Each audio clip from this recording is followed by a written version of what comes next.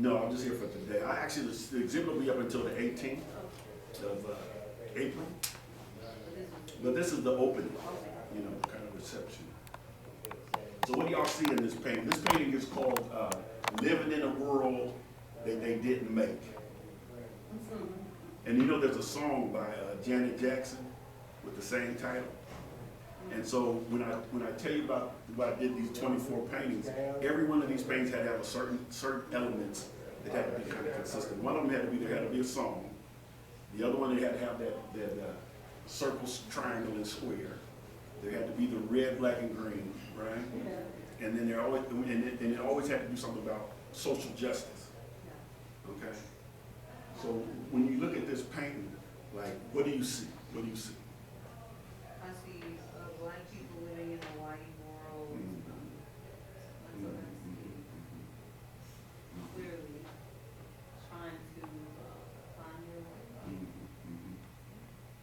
And see, that one thing, reason why I ask people, you know, what do they see? Because it helps me to determine if I achieve what I set out to do, right?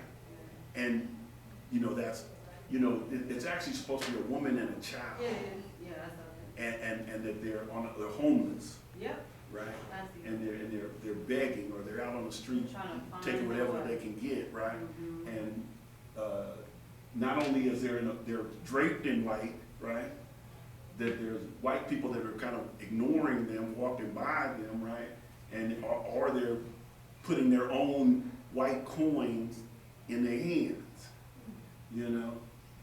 And it's just trying to represent that. And then this other part, because I do this other whole now, you know, one thing that when I was in art school, I created like this future world. And because I always believed that for our people to ever receive liberation, we were going to have to totally to be diametrically opposed to this society. So whenever you see any of these things that are in my painting, they're supposed to reflect that diametrically being opposed to this is our creation, this is our future, this is what we can do, right? And so I got this whole world around, it's called the Industrial Maintaining Organization, right? And maybe Dr. Lane let me do another show, but that would be like an Afrofuturism, right? And so there's always this element in all of these paintings that keep putting up that what we are diametrically opposed to, right? And so this whole exhibit is called Resistance, right? And what I realized that my life has always been about resistance. And I just had to come to grips with that. I had to come to realize that, you know, I grew up in San Francisco. I grew up during the 60s, you know. There were times where I was walking home from school and they were I lived real close to San Francisco State University. And when I was walking home from school, there were kids there were police on horseback, and there were kids running up and down because the campus is situated right in a residential area, right? And I was coming home from school because we lived close to there, and there was police troops on horseback corralling students who were up and down the street, you know, throwing bricks and all this kind of stuff, rioting because of the lack of African American studies at San Francisco State, okay? And I can remember when I was coming home. This could be a dream, but I do feel like it happened. But I was like maybe in the 6th grade at the time, 5th or 6th grade, and you got to remember this is like 1967, 68, and the students said, "Give him the brick," talking to me, because they were saying he could throw the brick and not face any trouble from, you know, throwing the brick, right? And all that always kind of stuck with me, right? And I always thought about how much I was growing up around a lot of resistance, you know. The Black Panthers were in Oakland at the time. Martin Luther King had been assassinated, Malcolm X had been killed, you know. And all of those things, even though I was a young child, I maybe not consciously knew those things were happening, but there were older people that were around me that kind of, you know, had a impression on me, right? What they were saying, what they were doing, right? And so I grew up in that environment, right? And I just never let a lot of that go. I just always held on to it. I always thought it was important. So, you know, getting back to this painting here, a lot of even the way I painted my work was kind of in resistance. You know, there was, I remember our teacher telling me that learn how all the skills of how to be an artist, right? Like get your driver's license, right? And then drive wherever way you like to, right? So that's where I felt like I did my art, you know? Like I have a lot of understanding of what you can do with art, and I can do a lot of things that other artists do, but that would only mean that I would just copy it. And I wanted to make sure that I didn't copy anybody's artwork, even though a lot of my digital work now, when I started doing these digital pieces, I take a lot of found pieces, and then I like reimagine them. So, but then when I were doing this, these were straight from my imagination, and this part has always been a central part of my expression. And if you go to my website, there's some cards there on the table. You can see I have a website called Africa on the Move, and you'll see that there's a lot more. There's like 26 pieces in this exhibit, but I have like hundreds of paintings and drawings and digital work that I've done, and I put that a lot of that I put on this idea of creation, like creating, you know, like being a creative source. The other day, somebody asked me, my name is Namo, right? And somebody came up to me the other day and said, where did you get your name from, right? And they understood, how you doing today? And so I was thinking back on, there was a book called The Drama of Namo. I don't know if any of y'all heard of that book, but the books had the name Namo as the creative, the generative and creative power of the spoken word. And for years, I was involved in an organization called the All African People's Revolutionary Party, and had a lot of friends who already had changed their names. And there was always this kind of pressure, like they knew the way I was talking, they knew what I was speaking, but they wasn't, why you got this, you know, why you got this slave name, right? And I felt like, well, I didn't change my name because I hadn't found a name that really fit me, you know, or sunk into me, right? But when I heard that name, Namo, and I heard the definition of how we, you know, because really the Namo is actually a Dogon spiritual entity, right? Deity, right? And actually there's two. There's Namos, right? It's a female and a male, right? And a lot of that at that time I didn't know, but I've learned a lot since then. But that was like their Adam and Eve. You know, that was their creation story, right? But at the time when this name came to me, I realized that, okay, that's it. That's my name. You know, that's who I am. And I took on that name, and you know, I've had that name longer than I've had the name of my mother and father name, you know. And even though I still have my mother and father's name, you know, but the other part about that is I chose a name when I was like 26, 27 years old. I'm gonna be 64 this year. And, you know, I've just held on to that name and had that name be the name that I try to gain the most respect from people on. You're right. Malcolm X said that when you tell people your African name, people snap to respect, right?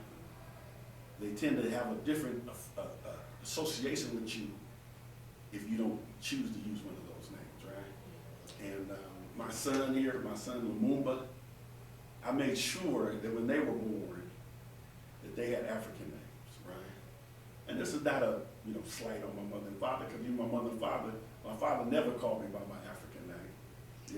My mother probably never did neither. But you know, one thing I do remember my mother telling me, she passed in 2014, but I was, you know, really, you know, distraught. I was going through a lot at that period of time, and I said to my mother, you know, Mom, you know, you leaving me, because she suffered from cancer, and I said, you know, I wanted to do more for her, right? And she had told me that, I said, well, you know, I didn't feel like I had done it enough, right? And she wanted to reassure me of that. She told me, she says, you taught me that I was African. And so, you know, that almost kind of, right, sealed the deal on where I had been all my life, right? I constantly, me and my mother had a very close relationship. We talked all the time, and we talked about a lot of different things. I had a grandmother who was in the UNIA. I don't know if y'all know what that is, Universal Negro Improvement Association. That was Marcus Garvey's organization. And so she was very proud of that. And when I used to come to her and talk to her about all the things I had learned about Africa, she would always tell me, oh, I was in the UNIA. So making me know that it wasn't just you. You know, you ain't telling me nothing, right? But my mother took care of my grandmother for like 50 years. And I watched her do that, and what I tried to do is to be there for my mother, because my mother couldn't do it all on her own, so I was like the driver, you know, or the one who carried the bags, or, you know, did all the little chores around the house for them, right? So I was very influenced by my mother and my grandmother, and so I think the reason why I chose this painting to be the first and to be the one that I was going to reproduce, it was signaling this idea of the African mother, right? And how central that is to who we are as a people, and how central that is to our liberation. And a lot of times we get away from that. And it's all this that I've just been talking about is totally not what I was planning on talking to y'all today about, but it just kind of flowed out, right? But how are you today? So I'm going to tell you quickly about the exhibit out here. So the exhibit has 3 pieces, right? There's propaganda, justice, and transformation, right? Propaganda, give me tips idea, what is propaganda? Well, it's what people put out to push a particular narrative, almost like rhetoric. That's right. Yeah, so that's what You're right, it's right. And that's exactly what I'm trying to do here. Is when I was in college, we used to put out anti-government leaflets. We used to think that's what we was doing, right? But we called it propaganda, you know. And so I've taken it even further. And I was playing. I don't know if y'all remember this, but this was how I was going to start this whole thing. But I got arrested one time, and I went before the judge in handcuffs, and the bailiff was reading off, you know, the charges, right? And he said, Namo suspected of handing out anti-government leaflets. And I said, you goddamn right. I'm gonna be handing out ass kicking when I get these handcuffs off. Now you know that's a joke. Yeah. That's what Richard Pryor said. But anyway, when I was a kid, you know, I used to say that all the time. I used to always walk around and get people laughing, because I'd always, you know, start off with this joke, you know, about what Richard Pryor said, and then he just got people laughing, you know. But in a lot of ways, Richard Pryor was saying something there, you know. But anyway, yeah, so propaganda, right? It could be used to change your behavior, right? And a lot of times what we don't realize is, like, when you see those McDonald's commercials on TV, and then you run out and buy a burger, you don't realize how much that propaganda has sipped into your brain, and you know, you just do things unconsciously, right? Does anybody know what cognitive dissonance is? Explain that, if you can. Well, it's like you are in a reality, okay, but when you're in a reality, everything's telling you that something is a certain way, but sort of deep inside in your mind, you know it's a contradiction. So I used to tell people that living in this country is sort of like a cognitive dissonance, because on the one hand it talks about freedom, equal opportunity, and so on. But in reality, that's not true. So you experience cognitive dissonance because you're living in this so-called reality, but the reality is actually unreal in terms of what you're experiencing. Right. Yeah. And that was a very big influence on my life too. When I got out of high school, I didn't know exactly what I wanted to do with my life, right? And I had a lot of why questions, like why is this, why is that? And I took a class on humanity, right? At City College, it's like right out of high school. I was like 18 years old. And this teacher, white teacher, he had us reading The Wretched of the Earth by Frantz Fanon. But he only wanted us to read a chapter or something like that of the book, right? And I picked up that book, and it was the first time I felt like I wanted to finish a book, read the whole thing, right? And the teacher got mad at me because he was like, that was not the assignment to read the whole book, And I'm like, I still wonder, even now, today, what that was about, because matter of fact, you shouldn't have gave me the book in the first place if you didn't want me to read the thing, right? Or why did you just want me to read a piece of it, right? But yeah, he wasn't too happy with that. But that actually, cognitive dissonance is actually a term that Frantz Fanon kind of coined, and it has a lot to do with how our core beliefs, once they're challenged, how do you react? Do you ignore the truth, or do you act like you can just cover it up? And a lot of times we have people who in our community who hear the truth and know that it's affecting their core reality or who they are as a people, so they find ways of distancing themselves from it, and making it seem like it ain't that important, or it's a joke, but like I said, a lot of that has to do with how we've been so internalized a lot of this propaganda that we exist in today, right? So then we were moving to the next part, which is justice, right? So what is justice? Quayte, what is justice? Justice, when you are able to live your life to your fullest capacity without any discrimination or any, you can be free to live your life to your fullest capacity. Who defines justice? I mean, you should be able to define justice for yourself. All right, we just saw justice this week. What happened? They indicted Donald Trump. Oh, yeah. Yeah, but they also denied And then there's Mumia. justice to him, though, right? But they also denied Mumia too. So It's not justice. yeah, right. So when this part of my exhibit talks about a justice that we define, right? Because what is justice to us is more important than what other people decide is what is justice for us, right? And a lot of times we talk about just us is what justice is for us here in America, right? It ain't got nothing to do with Donald Trump, Donald Trump got his own form of justice, right? And then we have our own been imposed upon, like how could it have been legal to enslave us, right? How could it have been legal to take the rights or the ways from the indigenous people of this land, right? But now we uphold those justice systems, right?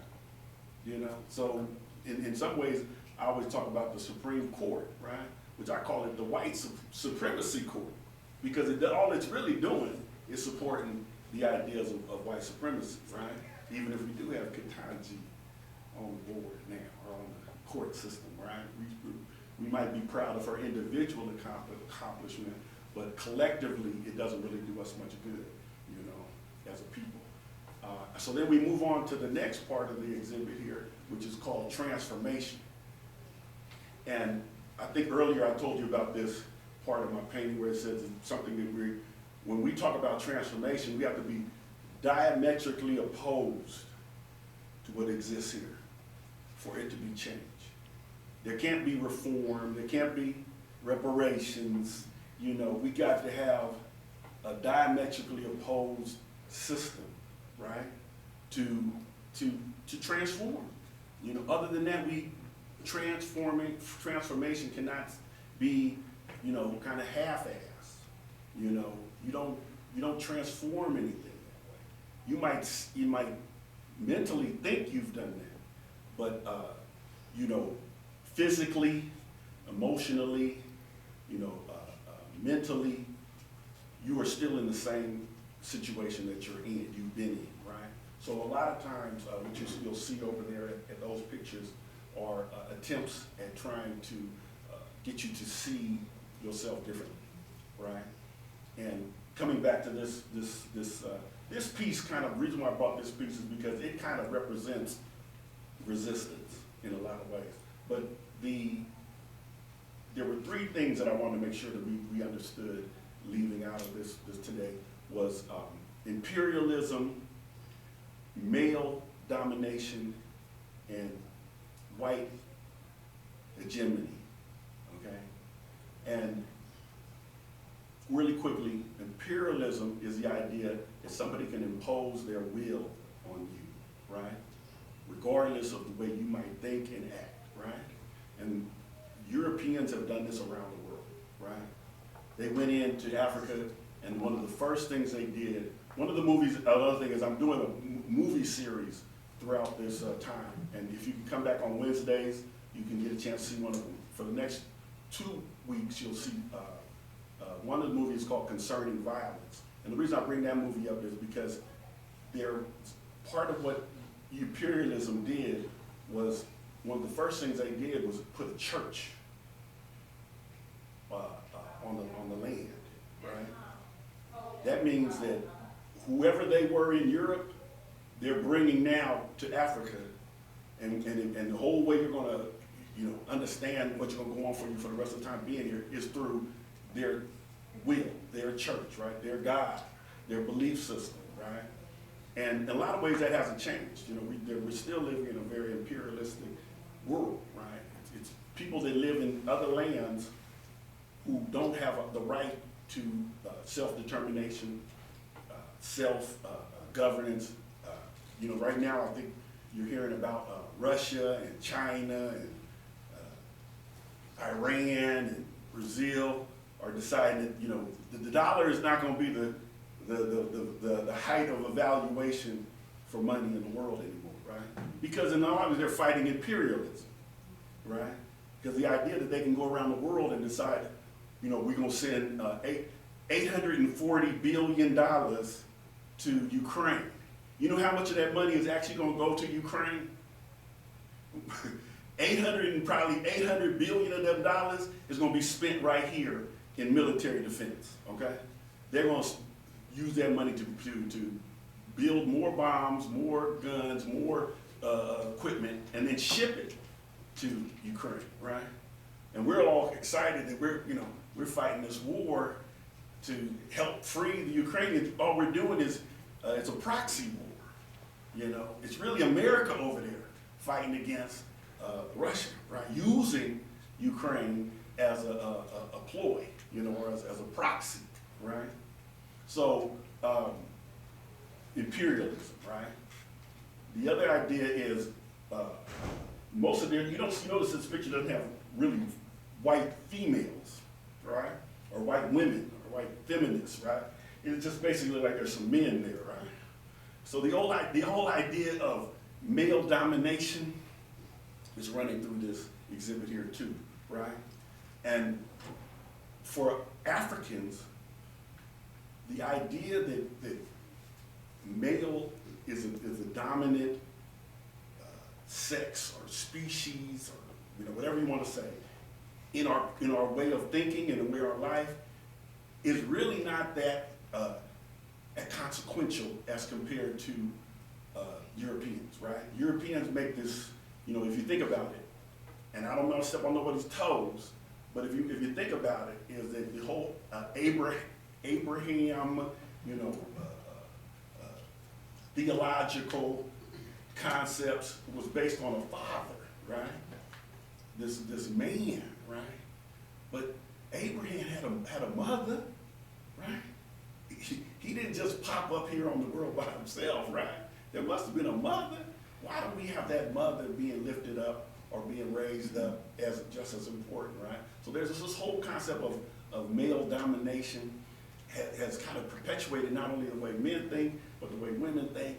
And there's another example of this is that in leadership, right? Men have real no problem with men leading other men, right? But most women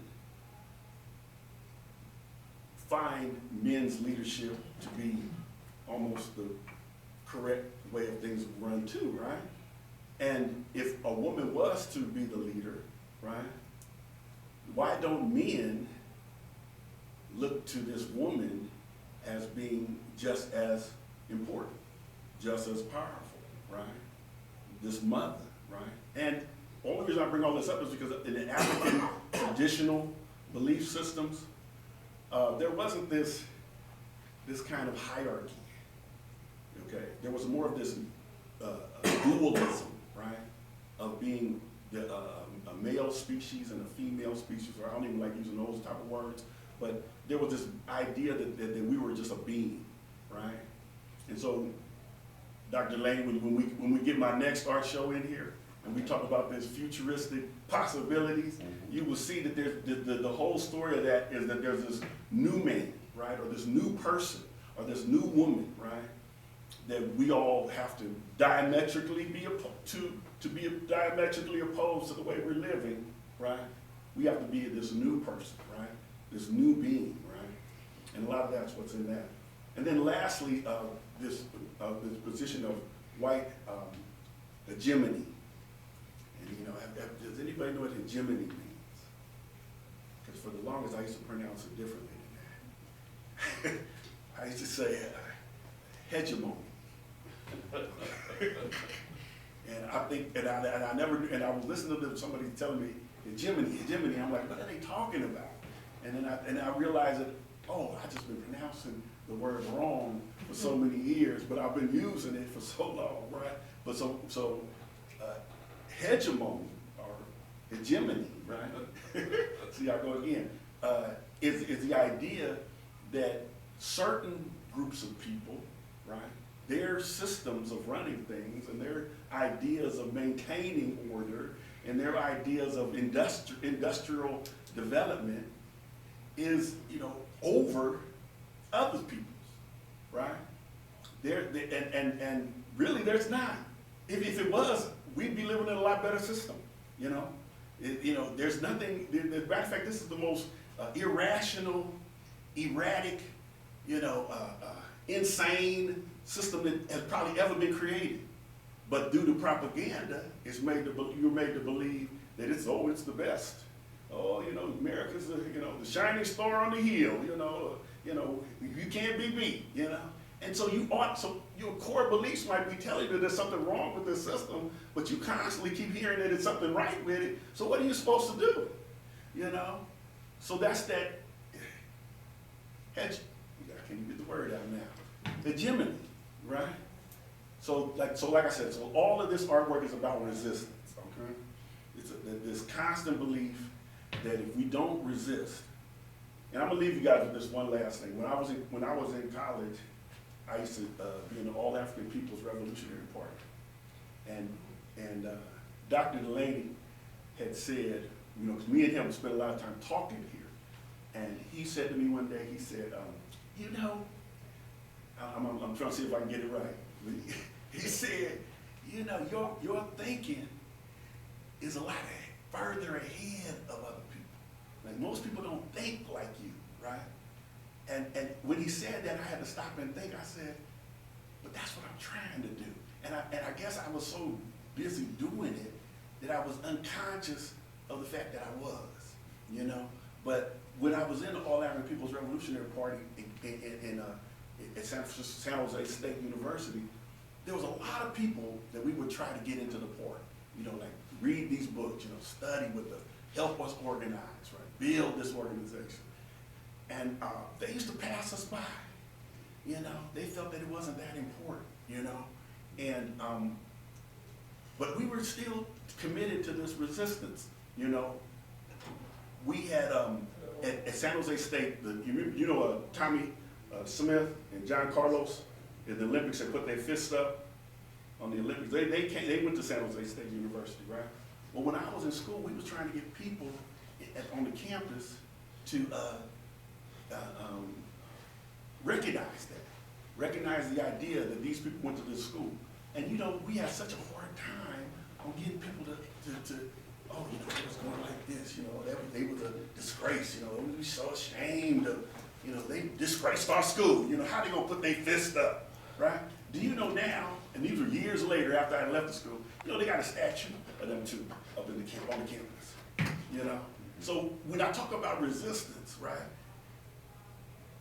I always feel that you can't expect people that you are around to understand everything that you're doing, everything that's going on around you.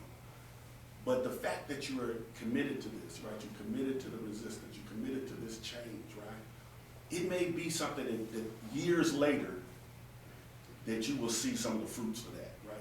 You know, of your labor, like the time, all that work that you put into, you know, and that's kind of the way I look at this exhibit, right?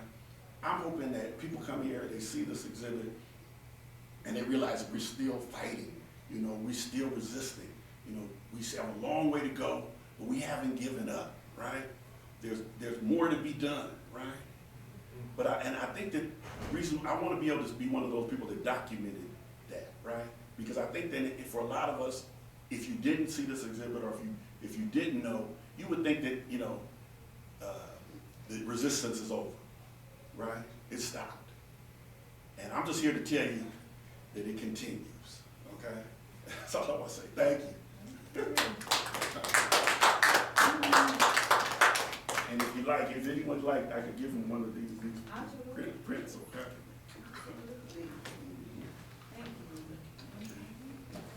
I'll take a print. Okay, you sure you gonna put it up? Put it up in the Pan-African Connection. You have to go frame it, that's the thing. Yeah, yeah. Anybody else? This is a print. This is a print I have of this picture here. That's cool, I like it. My brother Ed. This is my neighbor. Okay. Yeah,